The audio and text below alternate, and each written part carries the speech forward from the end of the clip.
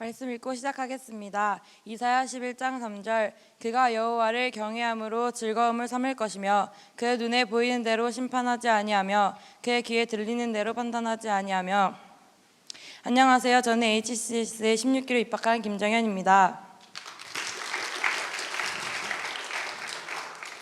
저는 2003년 1월 15일 청주의 한 믿음의 가정에서 일남 삼녀 중 첫째로 태어났습니다. 지금은 옮겼지만 제가 태어날 당시 다니던 교회는 전도사님이신 할머니와 찬양사역과 중고등부 선생님을 하고 계시던 아버지의 영향으로 월요일부터 금요일에 있는 저녁 예배와 새벽 예배를 갖고 토요일 주일까지 매일 교회를 갔습니다. 과장 조금 하자면 교회에서 거의 살았다고 해도 과언이 아닐 만큼 교회와 예배는 제 삶이었습니다. 예배 때마다 하나님에 대해 듣다 보니 하나님에 대해 잘 알았습니다. 아니, 잘 안다고 생각했습니다. 하나님을 지식으로 알고 하나님의 존재는 인정하는 그것을 잘 믿는 것으로 착각하고 어느샌가 신앙생활을 굉장히 잘 하는 줄 아는 교만함이 생겼습니다.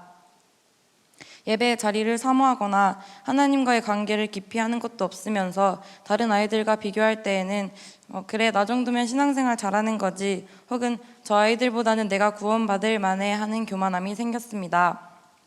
하지만 정작 제 삶 속에서 저는 하나님을 따라가며 사랑을 흘려보내는 자녀된 삶을 살지 못했습니다. 오히려 하나님을 감추고 부끄러워하며 세상 즐거움을 쫓아갔습니다.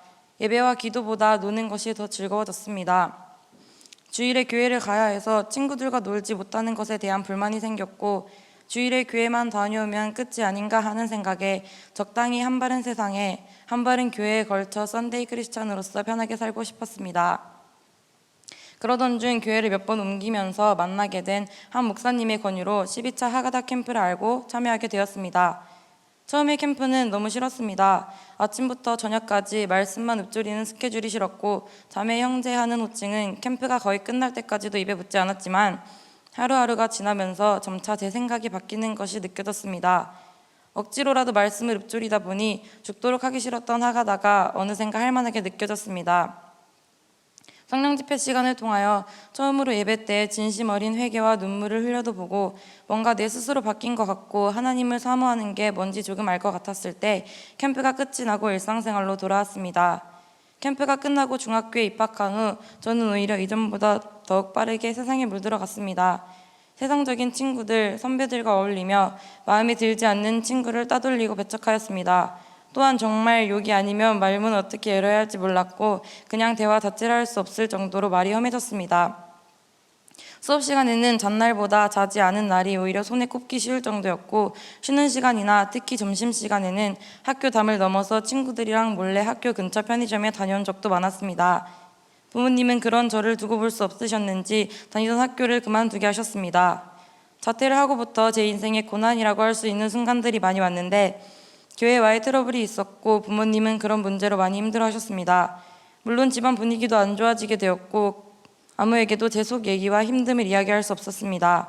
부모님께서는 본인들의 문제만으로 벅차 금방이라도 무너질 것 같았고 교회 선생님이나 목사님 어느 누구에게도 말할 수 없었습니다.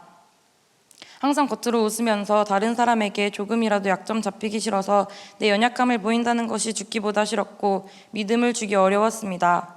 목회자분들과의 신뢰가 깨지자 자연스레 하나님께도 등을 돌리게 되었습니다. 이대로 살면 안 될 것 같은데 스스로 할 수 있는 것도 없었고 학교에 다니는 친구들을 보며 아무것도 하지 않는 내 모습을 비교하면서 미래를 불안해하며 매일 시간을 버리며 살았습니다. 가족들과는 어느새 말 한마디 하지 않게 되었고 밥 먹을 때 빼고는 방문을 굳게 닫고 방 밖으로 잘 나가지도 않았습니다.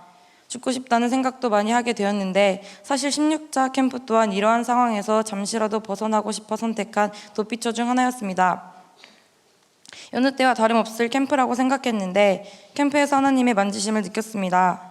기도할 때 우는 게 부끄럽고 내 추함을 보이기 싫어서 눈물이 날 것 같으면 딴 생각을 하거나 기도를 안 했는데 다른 생각을 하기도 전에 갑자기 눈물이 흘렀고 어느새 소리 내어까지 울고 있었습니다.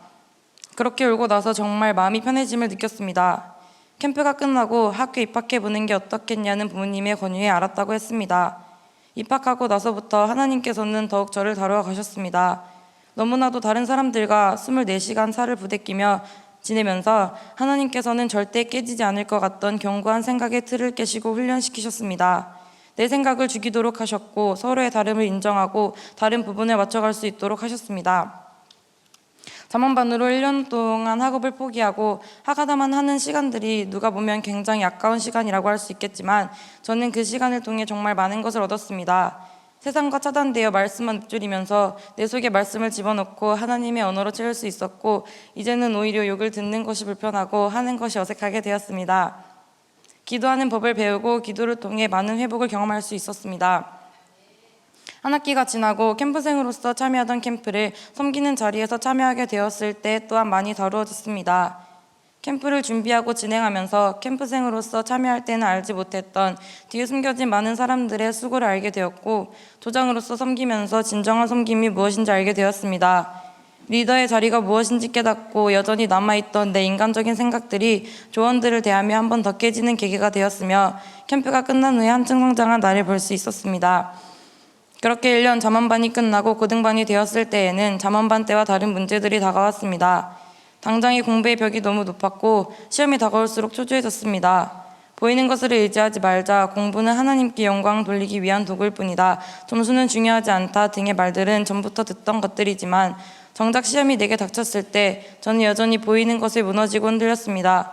그럼에도 기도로 준비했을 때 제 실력으로 나올 수 없는 결과를 받았습니다.